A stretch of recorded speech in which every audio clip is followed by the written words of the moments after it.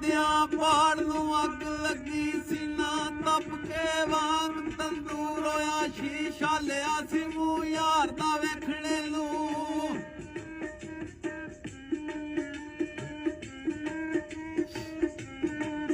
ਸ਼ੀਸ਼ਾ ਲਿਆ ਸੀ ਮੂੰਹ ਯਾਰ ਦਾ ਵੇਖਣੇ ਨੂੰ। ਉਹ ਵੀ ਡਿੱਗ ਜ਼ਮੀਨ ਤੇ ਚੂਰ ਹੋਇਆ, ਯਾਰ ਬਣਾਇਆ ਸੀ ਹੱਸਣੇ ਉਹ ਖੇਡਣੇ ਨੂੰ।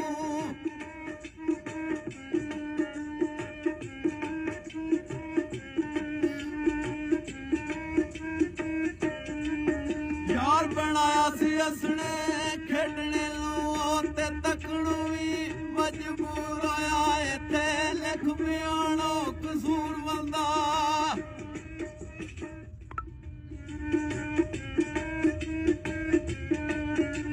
ਇੱਥੇ ਲਿਖ ਬਿਆਨ ਕਸੂਰ ਬੰਦਾ। ਸਾਡੇ ਦਵਾ ਚੋਂ ਕਿਦਾ ਕਸੂਰ, ਇਹ ਤੱਕਦਿਆਂ ਪਾੜ ਨੂੰ ਅੱਗ ਲੱਗੀ ਸੀ।